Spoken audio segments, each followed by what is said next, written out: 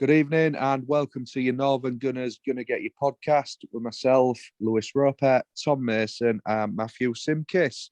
Back again, lads. How are you doing? Yeah, doing all right. Thanks, mate. How are you? Yeah, not bad, mate. Tom, how are you? I'm good, thanks, mate. You? Yeah, not bad. It's good to finally get back on it, innit? Yeah, it's been a busy few weeks. Aye. We'll just blame Tom. He's never in. All them gas emergencies. Yeah, that's fair enough. Someone's got to work out of us three lazy gets. Mate, I do about 3 hours a day. What more do you want me to do? But let's crack on. We've missed a few games and we'll just, like I say, discuss the most recent one, which was Newcastle. Another win. How do you feel? We're joint fourth at the minute. It's been going quite well. Tom, what do you think? Yeah, like you said, joint fourth. Can't complain at that, considering the start to the season we had. I thought it was quite a professional performance against Newcastle. Didn't panic. Stuck to what we knew. Passing the ball, lots of possession, trying to draw Newcastle out, and we got the job done in the end. So, yeah, really good. Matt, what was your take on the game? I was pleased after the Liverpool hammering that we bounced back quite well, got a win. Like Tom said, we were professional, didn't ever really look under any sort of pressure or stress. I mean, Newcastle had a couple of chances that could have got in, but they were both quite speculative. But I'm still a little bit worried about the fact, like against Newcastle, we had so much ball and maybe we should have created more, but we did the job, we scored the goals and we won, so can't be any happier about it, really. Yeah, I mean, the big call was Nuno Tavares benching Kieran Tierney again for the third game in a row. Man of the match as well, wasn't he? Played well. I think he did win man of the match. He did play well. And the thing is, it wasn't bad against Liverpool. He made a couple of mistakes, but 90% of the game against Liverpool, he was very good. And I'm glad that Arteta stuck with him and Lokonga, because again, Lokonga made a mistake that led to a goal against Liverpool, but he stuck with him. And I think that's big, because if he'd have dropped him straight away for Tierney and Niles or whatever, I think that could have done a lot of damage to him, like psychologically, but he stuck with him. They played well, and they both had a really good game against Newcastle. I don't know how long Tavares can keep Tierney out, because I still think he's one of our better players, Tierney. I think defensively he's very good. Going forward, he's very good. I just think to oust Tavares, he's got to prove his fitness and show that he can play the 90-minute game at the pace that Tavares can, because Tavares going forward has been really good in these last few games. Yeah, I think he's played really well. Really well.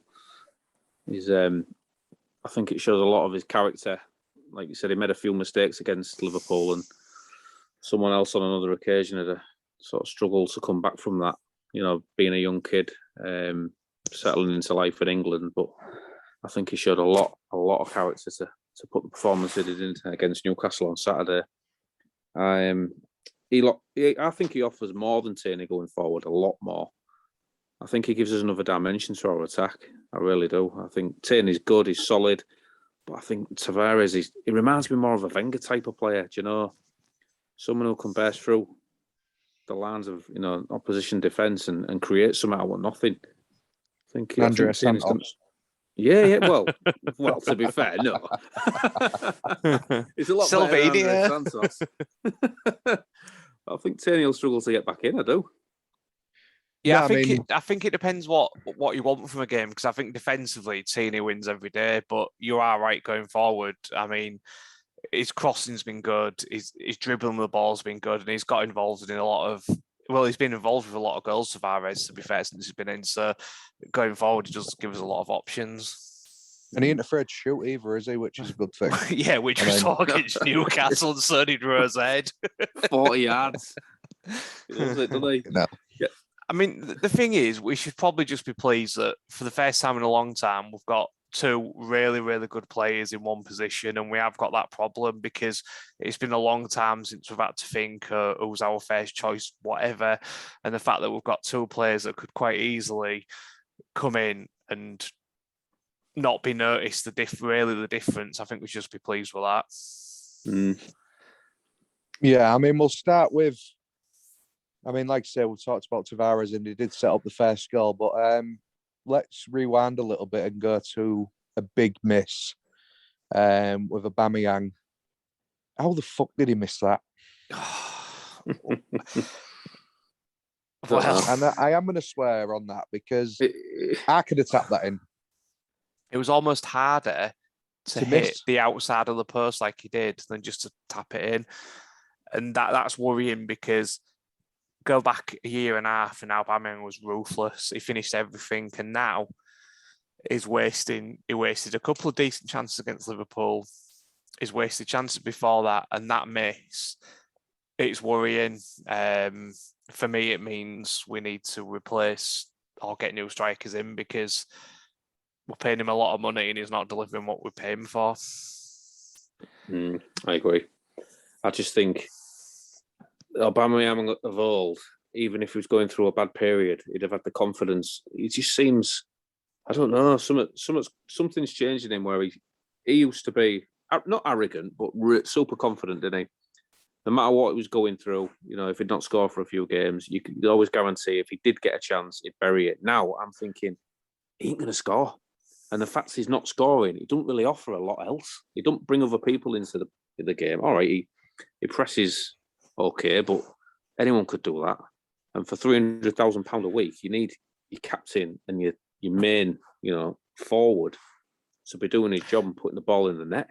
For what Aubameyang's offering for now, we could just bin him off totally, get his wages off the budget and just put Nketiah up there because that's exactly what we're getting from Aubameyang at the minute. Yeah.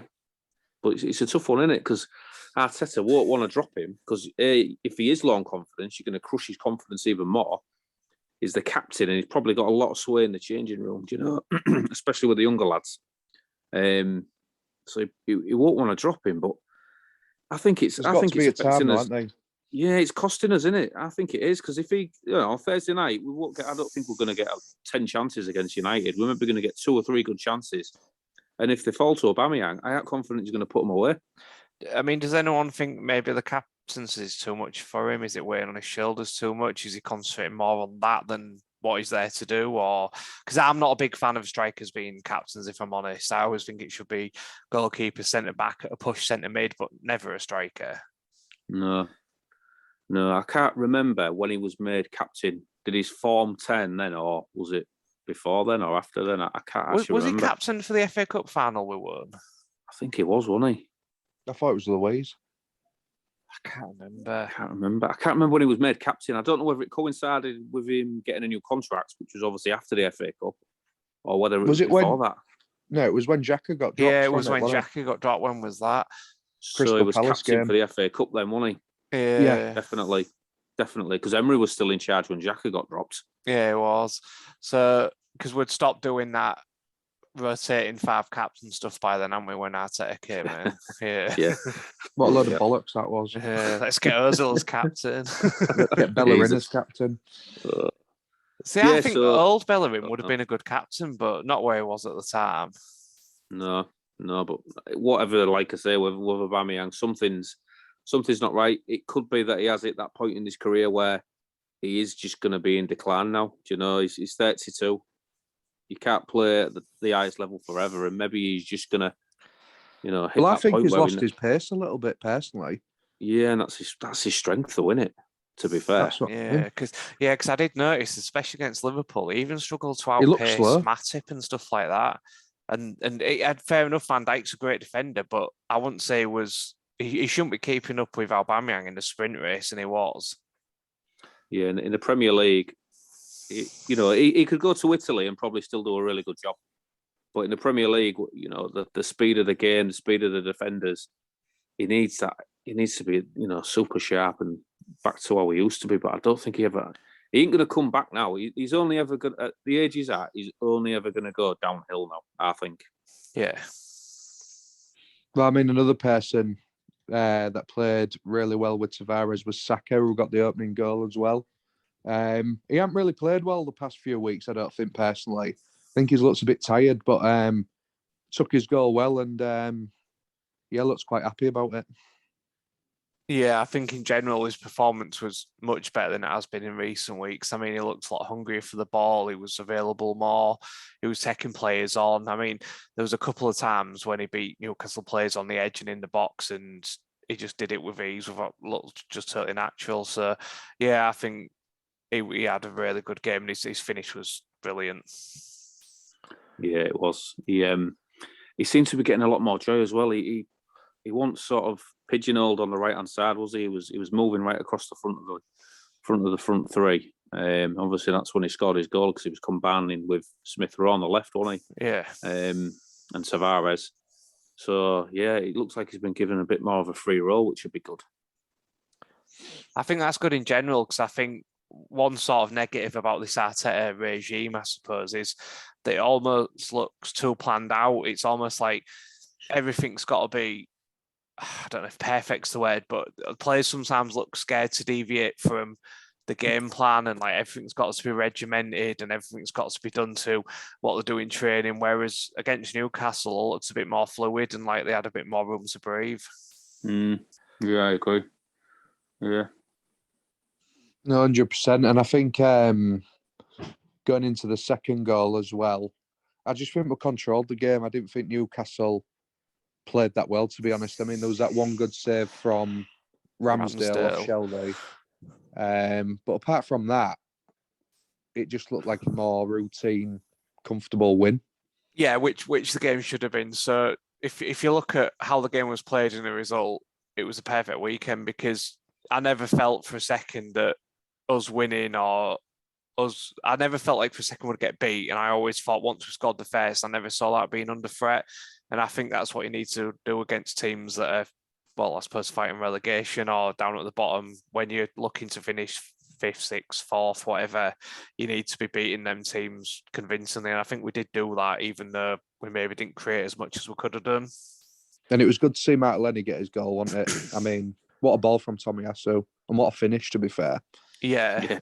And you noticed the difference straight away when Aubameyang went off and Martinelli came on, I thought, because it just felt like we had more energy in around the box. He just looked like he was darting about more, and he looked like a totally different player. And he took his chance well, which is what he's going to have to do. Because if he's going to force his way into Arteta's thoughts to be, can he actually play ahead of Alba? He's got to take every chance he gets, and he's done that. This is his time now, isn't it? I think for Martinelli.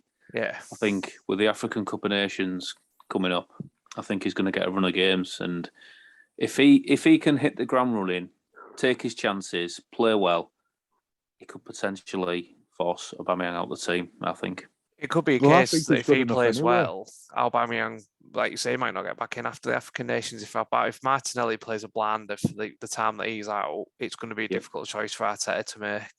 This is his chance to establish himself. I think. I really do. There's one, there's Martinelli when he comes on that everyone gets up on the feet and wants him to do well. A bit like when Pepe first came to us. I think Martinelli's got that buzz about him.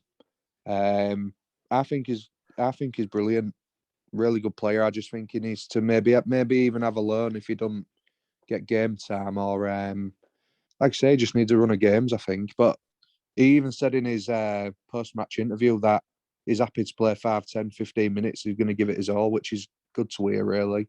Yeah. And the thing is, you've got to look at who he's got in front of him. He's got 2 50+ million strikers in front of him that have scored goals in various leagues and for various countries. And you're not just going to walk in the team at 17, 18, 19, whatever he is now, and just oust them sort of players. He's got to put his shift in. And if he's willing to do that, then we're lucky because he's going to be a cracking player. Yeah, he is. He's somewhat different, isn't he? He's not the run-of-the-mill striker where you know what he's going to do. He's unpredictable. He causes chaos. His runs, he's got really good movement, and he's tenacious. He reminds me of Suarez in his tenacity, the way he runs after and closes people down and presses and puts himself about. Yeah, he really does. He he could go right to the top. He's got everything he needs, and he's got a really good attitude as well. So, and he does look more comfortable centrally as well, because sometimes when he plays out wide for us, he looks a bit lost. Yeah. Whereas the games he's played best, like go back a couple of seasons, Sheffield United at home when he scored the equaliser, he was playing centrally then. I think he looks more comfortable in that sort of centre forward / striker role than he does as a winger. Yeah, he does, doesn't he? So moving forward, then Thursday, Manchester United away from home. First of all, team selection. The big one is Kieran Tierney or Nuno Tavares. And what about Aubameyang? Simkis, I'll start with you. I think Tierney will start on Thursday. My personal preference would be, well, I suppose it depends what he wants to do. If he wants to take United to the front foot and just go at him, then you play Tavares. If he wants to be a bit more solid, bide our time, battle him a bit, then probably go with Tierney. But like I said before, I'm big fans of them both. I think we're lucky to have. Tierney will come back in.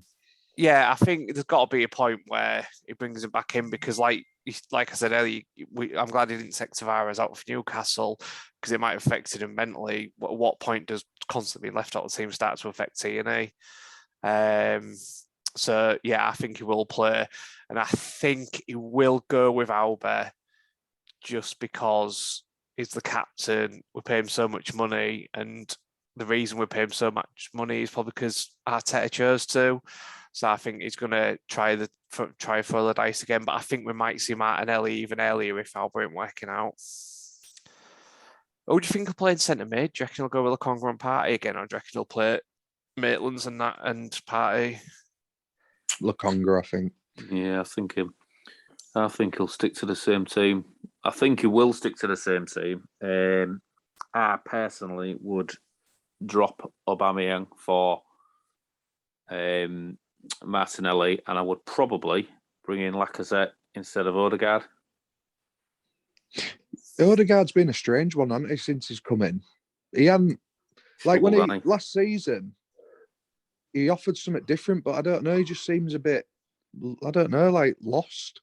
I think it's a lack of movement in front of him, because there was times on Saturday against Newcastle where he had the ball in space and he was looking about, and there was just nothing in front of him. There was no movement, there was no runs. And what's a player like him supposed to do if there's no runs? I mean, the thing is, the whole point of him is he's a great passer and he's a clever player. But if he's got nobody running off him, I mean, what's he going to do? Stand there with the ball forever? So I think that's a lot of it. The fact that maybe we haven't got the runs in front of him that we may have had last year when Auba was a bit more on form and players like that were playing well and stuff like that. So maybe I just think that's a lot to do with it. The fact that Auba's not making the runs, and sometimes Saka has to play a bit more defensively to help out Tomiyasu. So maybe that's more the reason he's not working out this time. Yeah, I mean, I don't think he's not working out. I think he had he's been in and out of the team, so it's always hard to sort of establish yourself. I think he is maybe still just trying to settle in a bit. I know he had a loan spell with us, but it was only, what was it, 4 months or something like that? Yeah, and he still had some lovely touches against Newcastle, like some of the passes he made. And it wasn't like he had a bad game. Some of the stuff he did was sublime. So I'm not worried about him. I think he'll come good, and I think he is good. So I won't be too worried about Odegaard. No, he's 22. He's technically really secure with the ball. He very rarely gives the ball away, if ever, in a game. And like you say, at the end of the day, when he's looking to play that killer pass and no one's making the runs up front, what's he going to do? He can only ever come back then and go sideways or backwards. He needs people to be making runs. A bit like when Ozil's form started to drop off. There was nobody making runs off him up front. And, you give Ozil the ball and there's no one moving in front of you, what's he going to do? Yeah. I mean, Ozil excels when they had Sanchez in front of him. Yeah, and Ramsey running from deep as well. He had people making runs all the time. Whereas, I don't know, again, going back to Auba, I sound like I'm getting on at him, but if his movement's not there, then what are you going to do? What can, as a creative midfielder, you need people to be making the runs. We're not on at Auba, though, about, like what he does, because when he first came to the club, he was banging in goals, but he just doesn't seem to have that desire. I just don't know. He just doesn't seem the same He's since he got definitely his new dropped contract. off. Since he got his new contract, again. It's his age. I honestly think it's his age. I know I've already said it on the pod tonight, but I believe he's in the downward curve of his career. The thing is that when you look at that sort of time when Alba signed his contract, the Arsenal fan base was clamouring for Arteta to get him to sign. So you couldn't have done right for doing wrong as Arteta at that time. If he hadn't signed him because he saw this come in, it'd have been slagged off. And now that he has signed him and this has happened, he's getting slagged off. But he couldn't have done right for doing wrong, I don't think, because nobody wanted him to go. People wanted to offer him the money to get him to stay. And now that it's not worked out, even though everybody wanted it, nobody's admitting to the fact they did. No way could we have sold him. There'd have been uproar. I mean, also, who we'd have probably got 50 million for him. Who would we have bought for that? In the middle of COVID as well. Though, it's not like the world's full of amazing strikers at the minute. They're, available. And I mean, even the strikers that are available, like that Vlahovic and Calvert-Lewin, they're being quoted at 90 to 100 million, whereas really, the 40 to 50 million pound players at best. Yeah, I know, that's what I mean. So we did. Got to be careful on our next buy as a striker, I think. See, that's one place I'm quite confident in that I think this regime, whether it be Edu or Arteta, has proved that transfer market-wise, they know what they're doing. I'm quite comfortable with them buying players or choosing players. I mean, I don't think really in the Arteta era he's made a wrong decision transfer market-wise. No, and it's not all about the price tag either, is it now? I mean, look at Tavares, Lokonga, Tomiyasu. There's still, talent out there you can get. I mean, a lot of fan bases, if you're not spending 100 million, they're thinking the player's no good. But look at Jack Grealish; he's not even getting a sniff. Yeah, I know. I mean, I like you say, I've got confidence in us bringing the right guy, and I just don't know who it'll be. To be honest, Well, we're going to have to bring two in, aren't we? Yeah, because Nketiah's going to be going, isn't he? Lacazette's going to be going, and then possibly Aubameyang. So you're going to have to bring two in. Yeah, because what, with Aubameyang, I don't think he'll go. I honestly think Arsenal will let him run his contract down. He'll have a year left after this season. Who's gonna buy him? Who the hell's gonna buy him and pay him 300 grand a week? Well, these European teams are all skint, aren't they? Whether it be COVID or being dodgy dealers. He'll stay, but I think he'll get less games. Aubameyang, I think he'll see his contract out because nobody's going to take up those wages on a 33-year-old player, which he'll be by then. Surely he's going to be happy to sit on the bench for 350 grand a week at his age. Well, depend. I don't mean he'll be on the bench permanently. I just think he might play 1 in 2 or 1 in 3 games. But I know what you mean. But he's not going to mind if he plays 2 out of 4 games a month while he's on them wages at his age, is he? Probably not. No, because he'll be 33 by then. He's probably sick of. He won't want to be doing the pressing that Arteta wants him to do then. He doesn't like he's got the hunger for the game anymore. He looks like he's going through the motions when he plays. He does, doesn't he? Yeah. With Nketiah going, we've got Balogun, we've got Martinelli anyway, so I don't think we need to replace Nketiah. But Lacazette's going to be, if he does go, I think he's going to be a big, big miss. Yeah, we definitely, if Lacazette goes and Nketiah goes, then we definitely need another body in because that's 2. I mean, don't get me wrong, Nketiah's finishing I'm not a big fan of, but he's still another body and he's still got a use. Like, if you want somebody just to go on and run hard at defenders for the last 20 minutes to try and upset them, and then he'll do that. So you still need somebody to do that job. You can't just... I think Oba goes. I don't think Oba will go. I think obviously Lacazette's going to go because from January he can talk to other clubs, can't he?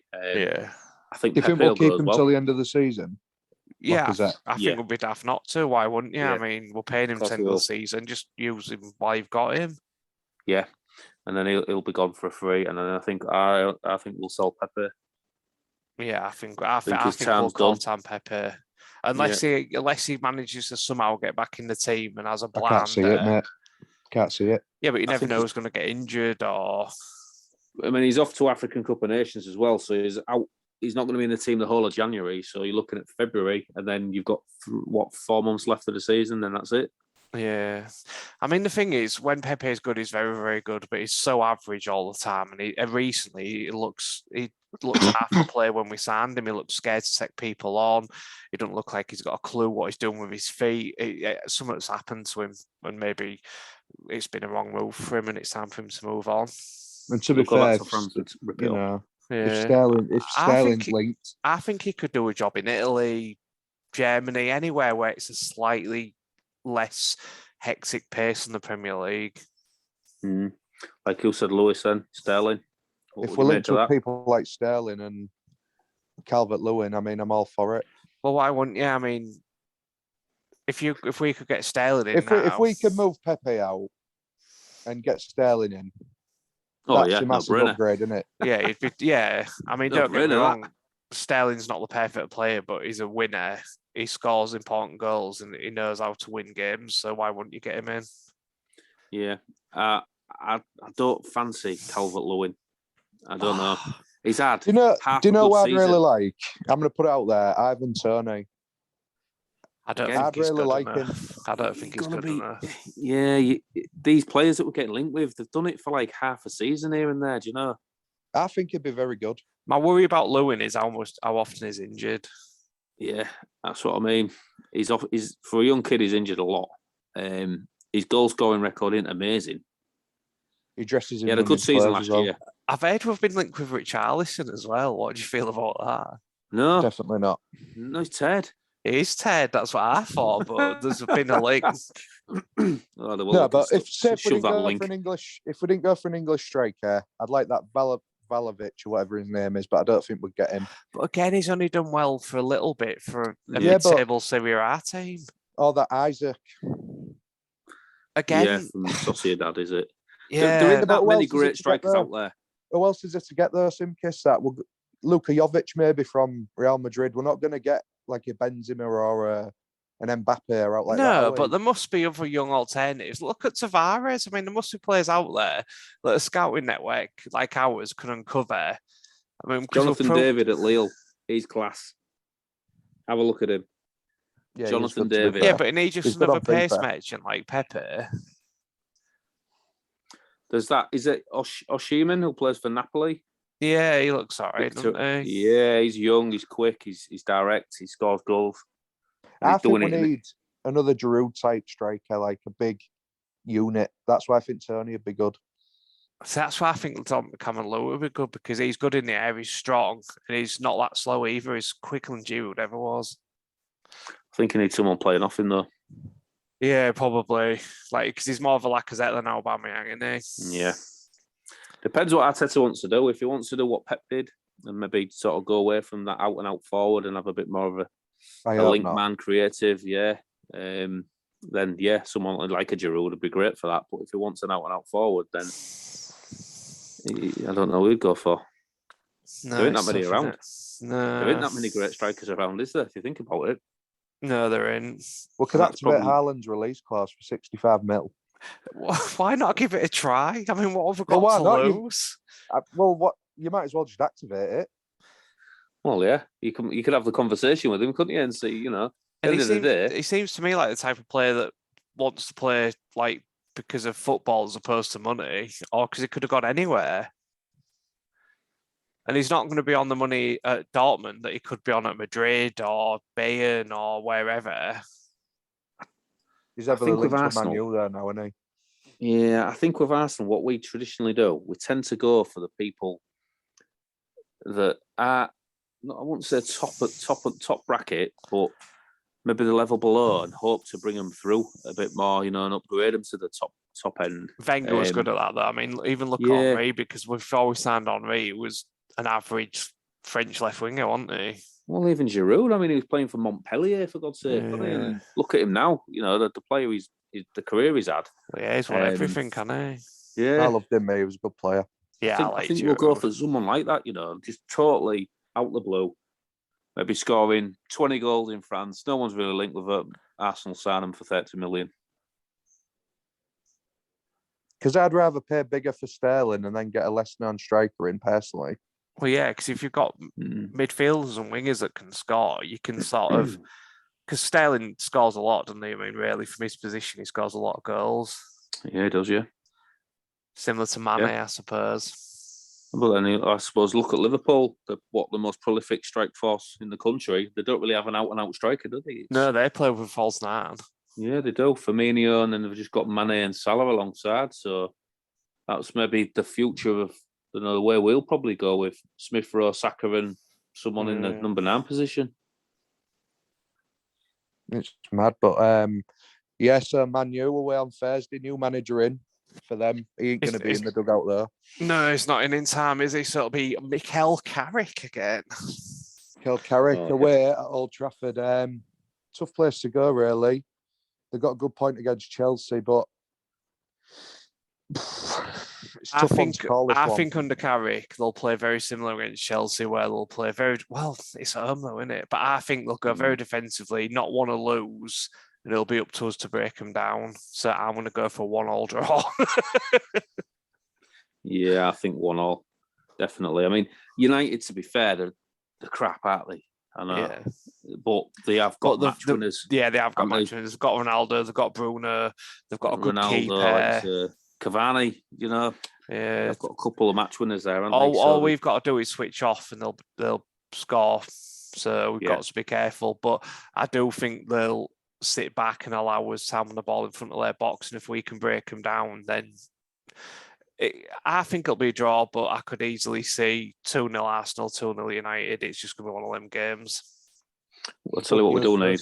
That Maguire's going to play for them, so we might get a goal. Well, that's a bonus for us then, isn't it, if Harry Maguire plays? We need Partey to show up. He needs to have a big game. He really does. I'm still not real convinced by him, I really are. I don't think since we've signed him, I don't think I can count on one hand the top, that he's had sort of He can count on one finger the best game he's had. That was Manure last year. Last year, yeah. And then since then, he's not reached them heights again. He was decent in the North London derby, to be fair. He can't shoot though either, can he? I mean, he's always like a 6 or a 7 out of 10. I can't remember him having a 9 out of 10 game, And he should be having them regular, but he's not. The thing is, when he has his best games when he's got Xhaka next to him. And I know you're going to hate me for bringing Xhaka back into a conversation, but we look better with Xhaka in the team, and Partey does benefit from having Xhaka next to him.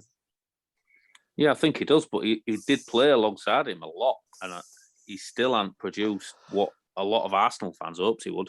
No, because especially when you saw him for Atletico and stuff, but and he had better players around him, though, didn't he? To be fair, let's be honest. I think in some positions, but I mean, this is a very promising Arsenal side, regardless of where we are at the minute. So I don't think he's got poor players around him either. Yeah, no, but what I'm trying to say is that Atletico, who did he have alongside him? Sowell and... but Sowell can't even get in at Chelsea. He can't even get on the bench at but Chelsea. them two are fucking class with each other at Atletico. It's but Coquelin's class in Spain, mate. Yeah, he is. Yeah, that's He's true. Running the show. And Gabriel. Yeah, Torreira's class in Spain. He can't even get on our bench. No, how's he actually doing anyway? He's at Fiorentina now, isn't he? Again, he's not playing week in, week out. No, which is weird because when he first came, I thought we've got a player here. Too small. He is too small for the Premier League, definitely. Way too small for a combative midfielder playing in the Premier League. You cannot be like 5'5". Okay, before we finish, who's better, Lokonga or Guendouzi? Who? Lokonga or Guendouzi? Who do you prefer? Lokonga all day. Is that just because of Guendouzi's issue, like attitude, or footballing wise? Who do you think's better? Well, I think they're both quite similar. To be fair, Lokonga's not a cunt, is he? No, he's not a cunt. But just on purely football ability, who do you think's better? Lokonga. No, it's a tough one, though, isn't it? It is. It is a tough one. Lokonga's range of passing's a lot better. I think for everything that Guendouzi's offered, we've replaced him with Lokonga very well. Another young, up-and-coming, brilliant centre mid. So I don't think we'll miss. Even if Guendouzi goes on, if he goes on to win World Cups and stuff, I don't think we'll miss what he would have given us because of Lokonga. Yeah, I agree. I don't think it matters how good you are. If you're that type of person that he is, everywhere he goes, there's trouble, there's bother, there's arguments with teammates, managers. It doesn't matter how good you are, you just can't have that in your team. Yeah, because even there's been rumours of Guendouzi and is it Payet who's played for West Ham, was at Marseille? Apparently, they're not getting on and stuff like that. So no, them two won't come back now. Torreira and Guendouzi. No, definitely that'll be not. It. Game over.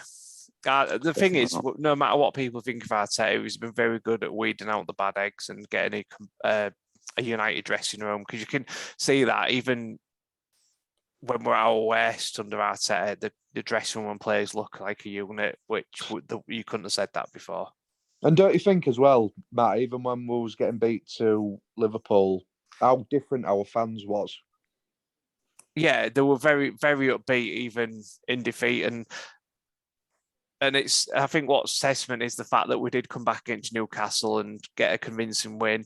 It would have been nice if we could have scored 4 or 5, but it was still convincing and didn't look under threat. And I think that shows a lot of our team's spirit at the minute. The fact that, like, against Liverpool, people have drawn a lot of comparisons between the Man City 5-0 loss and the Liverpool 4-0 loss. I don't think they're even comparable, because you saw a lot more fight still in the Liverpool game and a lot more heart than you did in that 5-0 loss. The reason we lost 4-0 against Liverpool was because of some young players making mistakes at key times and our captain making an horrendous challenge and a big mistake just before half time. Whereas against Man City, it was a lack of fight, a lack of... It was totally different reasons we lost by them scorelines in them games, and that alone shows me there's been improvement in that time. I think we could beat Man United on Thursday. I hope so, because I've got a very, very sneaky feeling that we could beat them 2-1. Nobody likes Man U fan, let's face it. Especially my brother. No. Oh, bless him. One day I'll get to go to a game and know what it's all about. But no, I think this is the game that I think we need to win this. These are the games that we need to win. The team around us to cement that top 4. Yeah, because these are the teams we're competing with. We're not competing yet with your likes of Chelsea, Man City. So Chelsea, Man City and Liverpool, with the money they've had, the squads they've got, they're out of our range at the minute. We need to be making sure we get points off your Spuds, Everton, which Leicester, we did, your Everton, your Leicesters, your Man United, and your West Hams. They're the games we need to be going to and getting nothing less than a point. Yeah. We'll come back to it then. We'll come back to it after the United game, and then we'll discuss Everton on Monday night. I'll be watching Everton in the US of A, hopefully, as long as nothing goes wrong. Yeah, and I'll be going to both of these games, living Happy the dream, lads. So I suppose we'll be back on Friday then to discuss the United game if everyone can make it. Yes, 100%.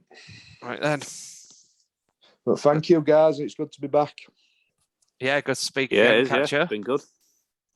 No problem. I'll speak to you on Friday. See you later.